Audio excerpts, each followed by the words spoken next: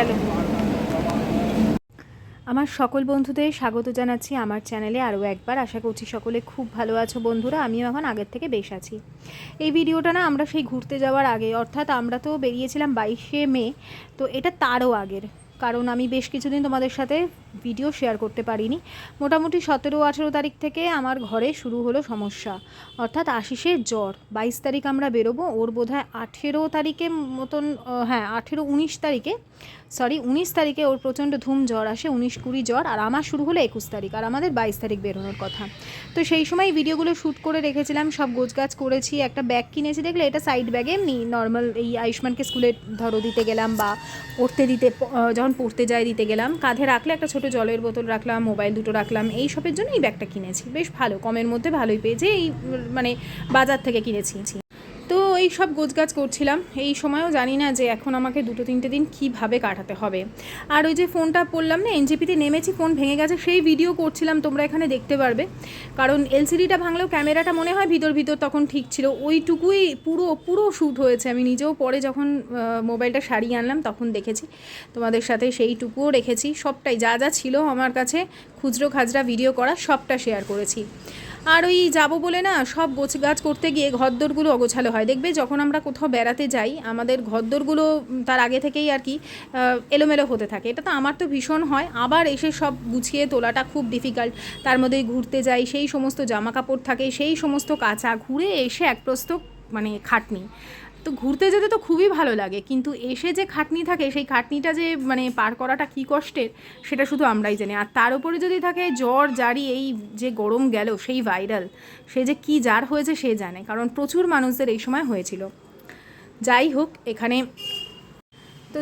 এই সময় ওই আশিসের শরীরটা আর কি খারাপ, মন খারাপ, রাত্রিবেলা কী করব বুঝতে পারছি না, তাই ভাবলাম একটু আলু ভাজা করি গোলমরিচের গুঁড়ো দিয়ে, আর রুটি করে নেব। তার সাথে সাথে এদিকে গোছগাছও চলছে। আবার বুঝতে পারছি না আমাদের যাওয়াটা হবে কি না, কারণ ডাক্তার দেখিয়ে এসেছি। ডাক্তার বলেছে যে গা হাত পায়ে যেহেতু ওর প্রচণ্ড ব্যথা ছিল, তার সাথে হাই ফিভার ছিল, আর যেহেতু ওর একবার ডেঙ্গু হয়ে গেছে, ডেঙ্গুও সাসপেক্ট করছে। এবারে বুঝতে পারছি না যে কি হবে, সমস্ত কিছু পেমেন্ট ক্লিয়ার, খুব চাপে ছিলাম। যাই হোক, এদিকে আলু ভাজা করে নিয়েছিলাম একদম অল্প তেলে। আর ঘুরতে যাওয়ার আগে পর্যন্ত আশিস খুব নিজেকে মেনটেন করছিল, রোজ হাঁটতে যাওয়া, একদম সামান্য তেলে খাওয়া, ঘুরে এসে খাওয়া দাওয়াটা ঠিকঠাক রাখলেও হাঁটতে যাওয়াটা বন্ধ করে দিয়েছে। আর তোমরা দেখলেও ওকে বুঝবে যে ওর ওজনও অনেকটা আগের থেকে কমে গেছে। যাই হোক, খুব সামান্য তেলে এখানে আমি কালো জিরে, পেঁয়াজ দিইনি, কালো জিরে কাঁচা লঙ্কা দিয়ে, সামান্য নুন হলুদ দিয়ে রুটি, যেহেতু আমরা রাতে রুটি খাই ম্যাক্সিমাম দিনেই, তো রাত্রিবেলা আমাকে আলাদা করে তরকারি করতে হয়। কী তরকারি করব মাঝে মাঝে বুঝতে পারি না। আর ফ্রিজে কিছুই ছিল না, সব ক্লিয়ার করছিলাম, ফলে শুধু আলু ছিল, সেই আলুই ভাজা করলাম।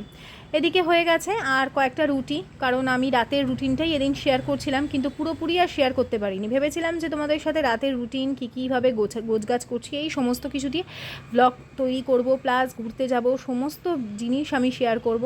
অ্যাকচুয়ালি সব কিছু না আমার মানে ভাবনা চিন্তার বাইরে গিয়ে হয়। এই যে এতদিন তোমাদের সাথে ব্লগ শেয়ার করিনি, তার কারণ আমি তোমাদের বলছি, পরেই ডিটেলে বলেছি, তাও বলছি যে এত পরিশ্রম করে, এত গুছিয়ে, এত সুন্দর করে ব্লগ তৈরি করেছি, কিন্তু সেইটা ইউটিউবের কখনোই অ্যালগোরিদমের আন্ডারে আসে না, মানে অ্যালগোরিদমের যে ব্যাপার সেই জায়গায় যায় না।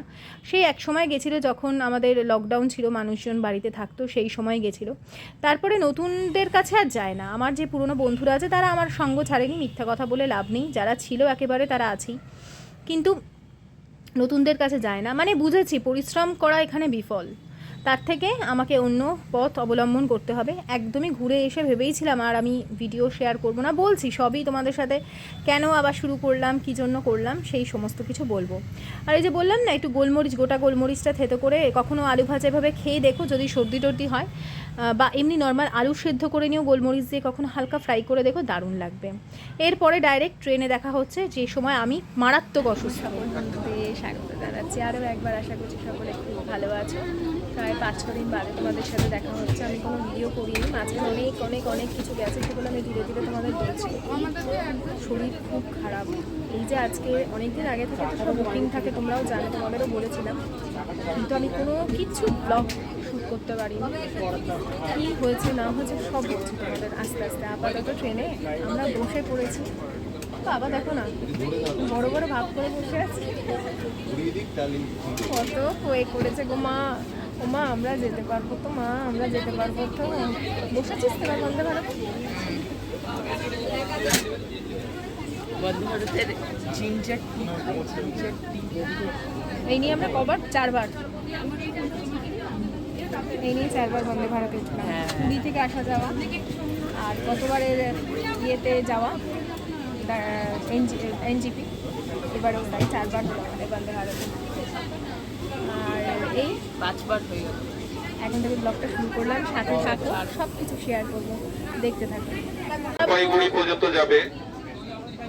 যদি কোনো বন্দে ভারতের প্যাসেঞ্জার এই গাড়িতে উঠে বসে আছেন, দয়া করে নেমে যাবেন।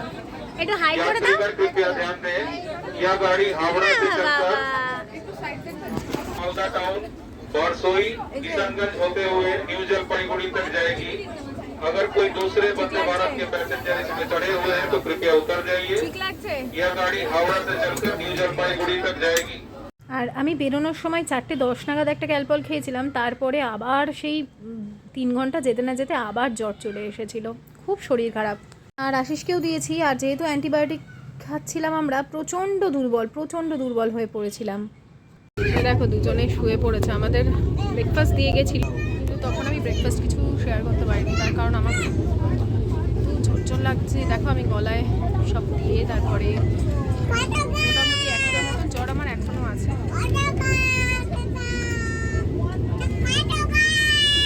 আর রিঙ্কির ছেলে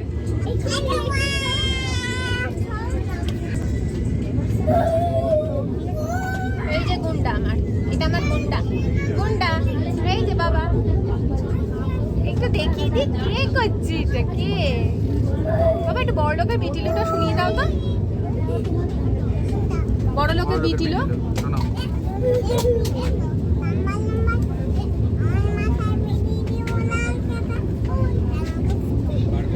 দারুণ হয়েছে, দারুণ। ওই জমিয়ে রাখে আমাদের। এখন না এই ছেলেটা এত ভালো যে খাবার সার্ভ করে যাচ্ছে, আমাকে 3 বার গরম জল দিয়েছে এনে, একদম কষকষে গরম জল এনে। বাবা চশমা নেই, গরম জল খেয়ে আমি অনেক বেটার ফিল করছি। এখন কদিন সব হাতের সামনে খাবার পাবো, কোনো রান্না বান্না করতে হবে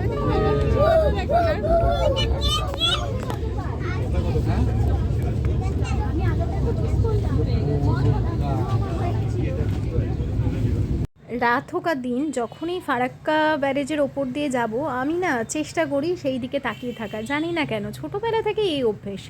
যখন মাঝরাতে মানে যখন রাত জাগার ট্রেনে উঠি, তখনও চেষ্টা করি উঠে দেখার। আর ভাবলাম তোমাদের সাথেও একটু এই জায়গাটা শেয়ার করি। আমি ঠিক এই সময় না মনে করতে পারছি না যে কতক্ষণ পেরিয়ে গেছে বা কিছু, কারণ আমার থেকেই না সেন্স চলে যাচ্ছে, আর অদ্ভুতভাবে ঘুমিয়ে পড়ছি।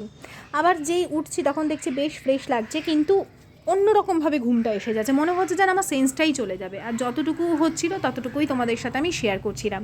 বাকি আমরা যখন এনজেপি স্টেশনে নামলাম, তারপরের যে ভিডিও ছিল পাহাড়ে গিয়ে, সেই ভিডিও কিন্তু আমি তোমাদের সাথে আগেই শেয়ার করেছি। যারা দেখোনি তারা জাস্ট এই ভিডিওর আগের ভিডিওতে গেলেই দেখতে পাবে। এখন দিয়ে গেল লাঞ্চ, চাপাতি আছে, কি পড়েছে চার্জারটা, চাপাতি, এটা চিকেন, এটা হচ্ছে কি ডাল, ভাত। আর এই দই দিয়েছিল, দই খাইনি, আইসক্রিম দিয়েছিল, আইসক্রিম খাইনি, মানে এবারে বেকার গেছে, বুঝতে পারলে তো। চলো এরপরে এনজিপিতে নামছি, দেখো। আর ট্রেন থেকে নেমেই 2-4টে সবাই মিলে গ্রুপ ফটো তুলবো না, এটা তো হয় না, সেটাই করছিলাম। তো সেই এনজিপি স্টেশনে নামলাম অবশেষে, আর এখন এই বিশ্ববিখ্যাত ব্রিজটার ওপর দিয়ে যাচ্ছি, যেটা হেঁটে হেঁটে একদম পার্কিং অবধি পৌঁছতে একদম জান বেরিয়ে যায়, এত লাগেজ থাকে না, সেই জন্য।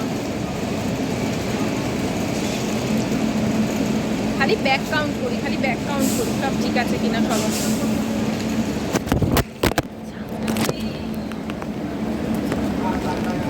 গেল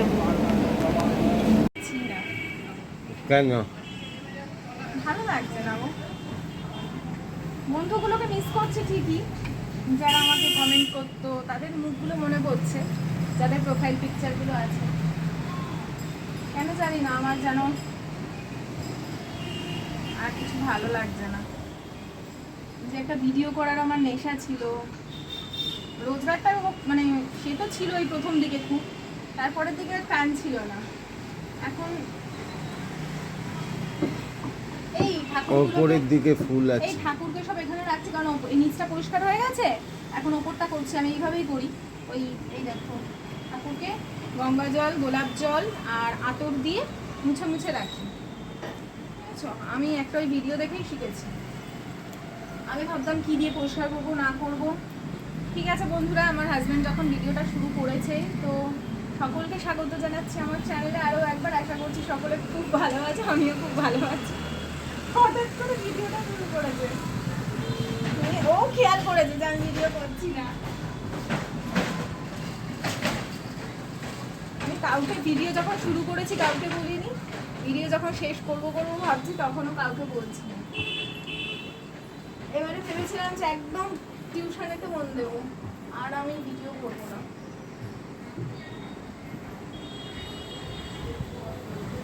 লুকিয়ে যাবো সবার কাছ থেকে। দাদা তোমাদেরকেও মিস করছি, খুব মিস করছি, কষ্ট হচ্ছে। কি টান না, কাউকে চিনি না তারপরেও ভেতরে আমি অবশ্য একটু বেশি অ্যাটাচমেন্ট হয়ে যাই তো আমার সবার সাথেই অ্যাটাচমেন্ট হয়ে যায়। মনে হয় এদের আর কথা হবে না এদের সাথে, এইসব মনে হয়। ঠিক আছে রাখলাম। ঠিক আছে, আমি পরে ভিডিও আবার স্টার্ট করব। তো আশিস ভিডিও স্টার্ট করে দিল বলে ভিডিওটা শুরু করলাম। ইচ্ছা হলো, মানে এনার্জি পেলাম করতে। আর জানি তোমরা এই কথাটা শুনে হয়তো সবাই খুব দুঃখ পাবে, কারণ আমি একবারও এটা কমিউনিটিতে মেনশন করিনি। আসলে আমি নিজেই মনে থাকি যে আমি ভিডিও যখন একবার গ্যাপ করে যাওয়া মনে হয় ভিডিও শুরু করব কি করব না। এটাকে মানবে কিনা জানি না, আমরা যারা সোশ্যাল মিডিয়াতে আছি তারা একটা টাইমের পর ভীষণ মানসিকভাবে না বিধ্বস্ত থাকি, মানসিকভাবে অনেক কারণে। সেটা কিছু মানুষের খারাপ কথা যারা অনেকেই বলে না পায়েল ইগনোর করো, এত সহজ না গো। ইগনোর করতে বলাটা যতটা সহজ, সেটাকে অ্যাকসেপ্ট করাটা যে আমি এমন কিছুই করলাম না, আমি অ্যাজ আ ফ্রেন্ড আমি এমন কিছু কথা বলছি সকলকে, বা এমন কিছু বলছি যেটা মানুষের উপকারে আসবে, তারপরেও মানুষে অকারণ অপমানজনক কথা বলে। মানে আমি সত্যি বলছি, একটা সময় যখন খুব ইউটিউবে আমি তোমাদের কাছে প্রচুর মানুষের কাছে যাই, তখন আমি চিন্তা করতাম যে একে এই নেগেটিভ কথা বলছে, একে আমি উত্তর দেবো, দিতাম না। কিন্তু রিসেন্টলি আমার মনে হয়েছে যে দেওয়াটা দরকার, তো তাই জন্য আমি আগে কিছুদিন আগে দিয়েছিলাম। ওই কি নামটাও মনে থাকে না আমার, বাইকের সাইন একটা ছেলে সম্ভবত, সবসময় অপমানজনক।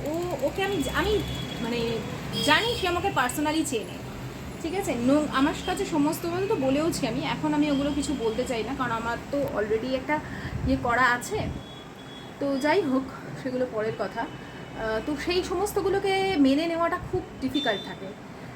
তারপরেও ঠিক আছে, চলো কাজ করছি, আমার এটা কাজের প্ল্যাটফর্ম, এখান থেকে আমার মা লক্ষ্মী আসে, মানে আমার উপার্জন। তো সেখান থেকে তো আমার ঠাকুর লক্ষ্মী আসে না, তো সবসময় সেটাকে আমি স্পোর্টিংলি নেওয়ার চেষ্টা করি। আস্তে আস্তে না মানসিকভাবে এত বিধ্বস্ত হয়ে যায়। এই যে জাস্ট কিছুদিন আগে এই যে ঘটনাটি হলো মেয়েটির সাথে, মেয়েটি যে আমাদের ফেসবুকে অতি পরিচিত মুখ, আমি আর নাম নিচ্ছি না, কারণ কাউকে নিয়ে কোনোদিন আমি ভিউ কামাইনি। নিজের মনের কষ্ট, মনের যা টানাপোড়েন বা যেটা নিয়ে প্রোটেস্ট করবার ইচ্ছে হয়েছে, মনে হয়েছে আমি বাস্তবে করেছি।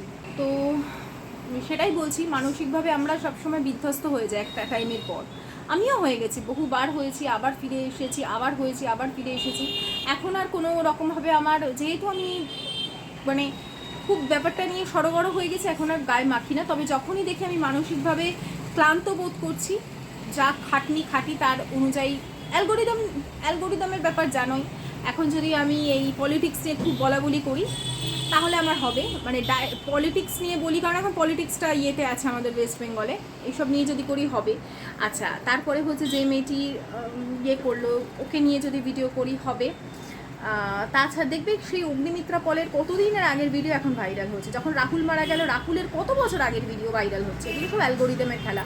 তো সোশ্যাল মিডিয়াতে এমন একটা জায়গা, তুমি পরিশ্রম করলেও তোমার কোনো কাজের ভ্যালু নেই। তুমি ভাববে আমরা একটা অফিসে চাকরি করি কি, আমরা আমাদের এফোর্টস দেখাবো, আমরা কাজ করব, আমাদের প্রমোশন হবে, আমরা এগিয়ে যাব। এই সোশ্যাল মিডিয়াতে ওইসব চলে না। আমি প্রচুর ভালো ভালো জিনিস শেয়ার করেছি, আজ ভাইরাল হবে, কাল ভাইরাল হবে, এই করতে করতে 5-6 বছর হয়ে গেছে। কারণ ওই যে যখন পরকীয়ার ঘটনাগুলো খুব ভাইরাল হচ্ছিল, আমি ওই সমস্ত ব্যাপারে থাকতে পারিনি। যখন কন্ট্রোভার্সিয়াল ভিডিও খুব ভাইরাল হচ্ছিল, আমি ওই সমস্ত করতে পারিনি।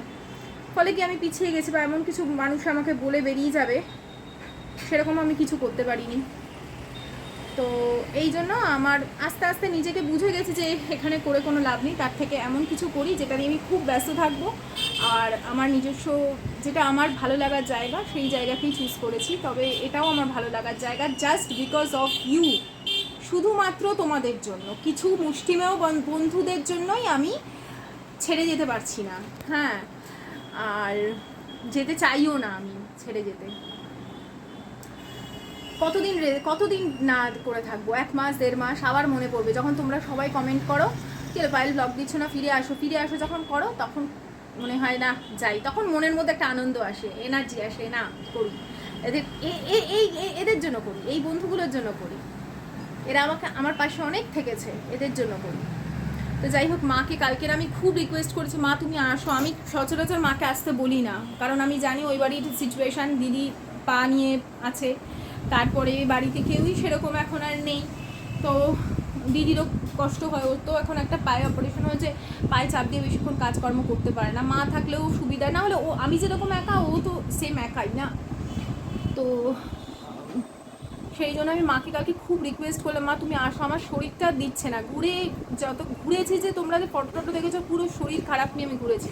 যেদিন গেছি 102 জ্বর নিয়ে গেছি, সারাটা দিন, মানে ভাবো 102 জ্বর নিয়ে অতখানি জার্নি করা, এনজেপিতে নেমে কতখানি যে জার্নি, সে তো আর বলার অপেক্ষা রাখে না। গাড়ি করে খালি ক্যালকলের ওপরই ছিলাম আর কি। তারপরে বুকে কফ জমে গেছে প্রচণ্ডভাবে, অ্যান্টিবায়োটিক খেয়ে শরীর আরও, খেতেই হতো আমাকে সুস্থ হওয়ার জন্য তাড়াতাড়ি। অ্যান্টিবায়োটিক খেয়ে শরীর পুরো একদম শেষ, আমার মানে শ্বাস প্রশ্বাস নিতে কষ্ট হচ্ছিলো, এমন কন্ডিশন। কালকে আমি মাকে বলেছি, মা তুমি আসো, আমি আর পারছি না, আর আমার না এখন খুব হালকা পাতলা খেতে হবে। মানে একে তো গরম, আর দ্বিতীয়ত এতখানি জার্নি, এত কষ্ট শারীরিকভাবে, এত বিধ্বস্ত না, আমি বাইরে থেকে কিছু কিনে খেলে আমার শরীরের আরও 12টা বাজছে।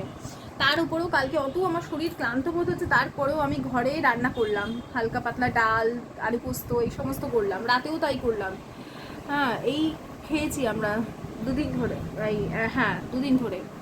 তারপরে মা আজকের এসেছে সকালবেলা, আমি তারপর মা রান্নাবান্না করছিল, আমি ঠাকুরের জায়গাটা সুন্দর করে গুছালাম, পরিষ্কার করলাম, কারণ আমার ওখানে গিয়েই আমি আটকে গেছিলাম। মানে ভাবো, একে তো শরীর শারীরিকভাবে দুর্বল, তার উপরে হয়েছে, তার মানে আমার শরীরটা কতটা খারাপ ছিল, আমি কিচ্ছু এনজয় করতে পারিনি। মানে কারোর যাতে এনজয়, সবাই যে আনন্দ করছে তাদের আনন্দটা যাতে স্পয়েল না হয়, আমি শুধু সেই চেষ্টা করে গেছি। আমার নিজের আনন্দের দিকে আমি চিন্তা করিনি, যাতে আমার জন্য কারোর আনন্দটা স্পয়েল না। আমি শুধু হাসি মুখে গল্প করে, কিন্তু ভেতরে ভেতরে আমার কী কষ্ট হচ্ছিলো সে শুধু আমিই জানি। তো ওই জন্য এখন হচ্ছে টাইম নিজেকে একটুখানি সুস্থ করে তোলার। তারপরে গেল, আমি যে ফোনটায় ব্লক করছি, ফোনটার পুরো ইয়েটা গেল হাত থেকে। এর আগে কতবার ট্রাইপড থেকে পড়েছি, কিছু হয়নি। এনজেপিতে নেমেছি, এই যে জাস্ট এনজেপিতে এলাম, ব্যাস ধাপ করে পড়ে গেল, পড়ে পুরো এলসিডিটা শেষ, মানে পুরোপুরি এলসিডিটা স্টপ হয়ে গেল, কোনো কিছু আর কাজ করলো না। এলাম, কোনো ইয়েতে যাইনি, একদম সেন্টারে গেছি, 5,525 টাকা নিয়েছে এলসিডিটা। আসি বলে এত টাকা খরচা করে যে তাহলে নতুন ফোন নিয়ে, নাহলে এখন 25-30 হাজার টাকা খরচা মিনিমাম আমাকে একটা ফোন নিতেই হবে, যদি ভালো, কারণ আমাকে ব্লগ করতে হয় যেহেতু, আমাকে ভালো ক্যামেরার ফোন নিতে হবে মিনিমাম 25-30 হাজার টাকা। তো ওই জন্য আমি বললাম যে দরকার নেই, আমি এলসিডিটা ঠিক করে নিলে আমার ফোন এমনিতেই খুবই টাচউড, বলবো না, খুবই ভালো ফোন। দেখো ক্যামেরা কোয়ালিটি এখন এলসিডিটা চেঞ্জ করেছি, কতটা বেটার হয়ে গেছে। তো চলো, ফিরে এসেছি আস্তে আস্তে, আর মাও এসেছে, মা রান্নাবান্না করছে। আমি পুজোর ঠাকুর তোমাদের একবার দর্শন করিয়ে দিই। ঠাকুরের সমস্ত আজকে উঠা পরিষ্কার, দেখো ঠাকুর যেন একদম জল করছে আমার। তাহলে ঠাকুরের বাসনগুলো একটু ইগনোর করো, অনেক দিন পিতাম্বরী দিয়ে মাজিনি, আর তার ওপরে পুরো ওই এতদিন পড়েছিল, তো জানোই তো আমাদের কি হয় জল থেকে। তো ওই জন্য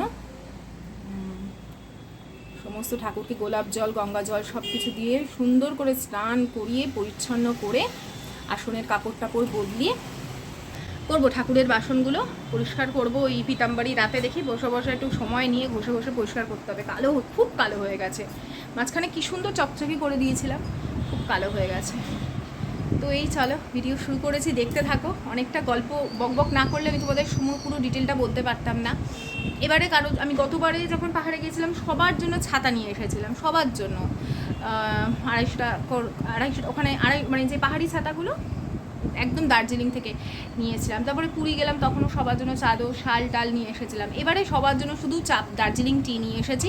ওই যেখানে আমরা যে হোমস্টেতে ছিলাম তাদেরই দোকান ছিল, ভালো আমাদেরকে যে দিয়েছিল আমরা জিজ্ঞেস, ওদের দোকানও ছিল প্লাস একদম চা বাগানের সামনে কাশিয়াঙে ছিলাম। তো ওনাদের কাছ থেকে চা পাতা, সবার জন্য চা পাতা নিয়ে এসেছি। কি মা, সর্ষের তেল? হ্যাঁ দিচ্ছি, চল খাবারটা একটু খেয়ে নে। হ্যাঁ এই তো খাবো, এবার 12:30 বেজে গেছে অলরেডি, 1:45 বাজে। আমি যেন জল, আমার খিদেই পাচ্ছে না। এই ঘড়িটা একটু ফাস্ট। হ্যাঁ খাচ্ছি।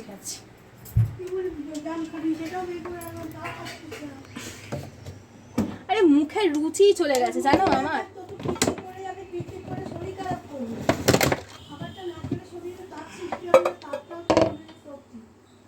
এটাই হচ্ছে মা।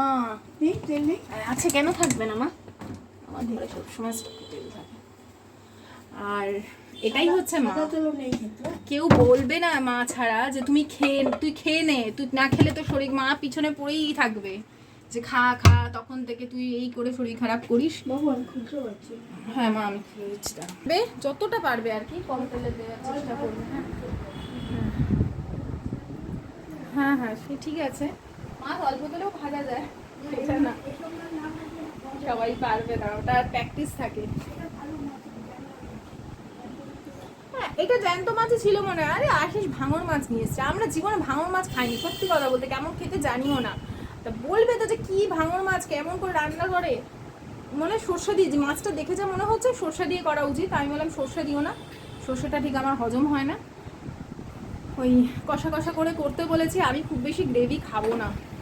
দেখি মা যতটা পারছে গরমের মধ্যে করছে, এই অনেক। টিফিন করে দিয়েছে। কি মা ওটা কি ওটা হয়ে গেছে মাছ? হ্যাঁ রাখো ঘন্টা রাখো, কিচ্ছু হবে না, ওখানে অভ্যেস আছে, ওখানেই রাখি আমি। বন্ধুরা আজকের ভিডিওটা আমি এখানেই শেষ করছি। আমি ভিডিও শ্যুট করছি এক এক করে, আবার কালকের দেখা হচ্ছে। টাটা।